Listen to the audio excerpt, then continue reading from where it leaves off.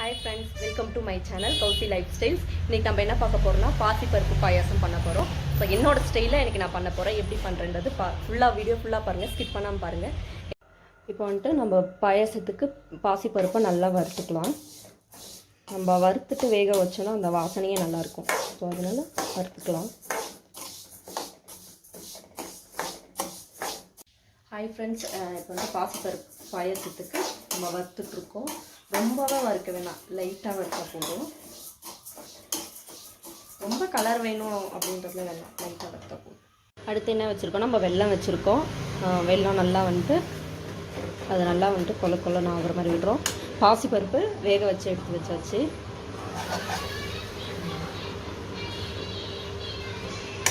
Hi friends, இன்றைக்கி வந்துட்டு நான் பாசிப்பருப்பு பாயாசம் பண்ண போகிறேன். அது எப்படி பண்ணுறதுன்னு பார்க்கலாம். வீடியோ ஸ்கிப் பண்ண பாருங்கள். எனக்கு என்னோட ஸ்டைலில் நான் எப்படி பண்ணுறேன் அப்படின்னு பார்க்கலாம். இப்போ அந்த வீடியோக்குள்ளே போகலாம்.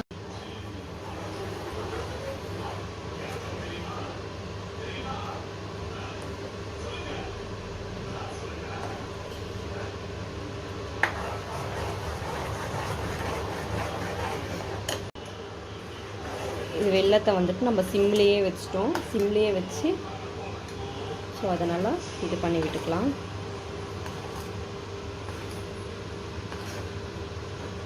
நம்ம வேக வச்ச பாசிப்பருப்பு இதில் போட்டாச்சு. வெல்லத்தோடு மிக்ஸ் பண்ணிவிட்டு கொஞ்சம் நல்லா மிக்ஸ் பண்ணி விட்டுக்கலாம். அந்த பருப்புக்குள்ளே வந்துட்டு ஸ்வீட் ஃபுல்லாக இறங்குறோம். இப்போ நம்ம இதிலே வந்துட்டு கொஞ்சம் பால் ஊற்றிக்கலாம். தேவையான அளவுக்கு பால் ஊற்றிக்கலாம்.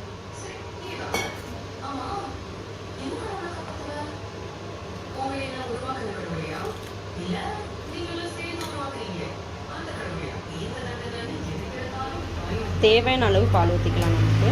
இப்போ எனக்கு தேவையான அளவு நான் பால் ஊற்றிருக்கேன்.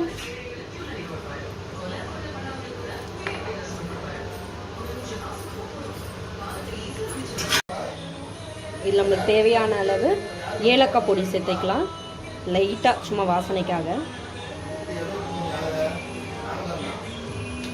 இது நம்ம வந்துட்டு முந்திரி திராட்சை ஏலக்காய் வறுத்துக்கலாம்.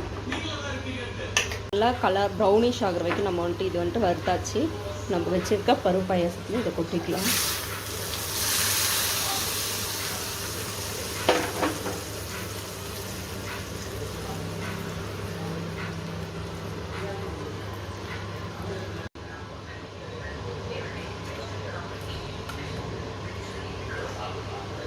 நம்ம பாசிப்பருப்பு பாயாசம் ரெடி.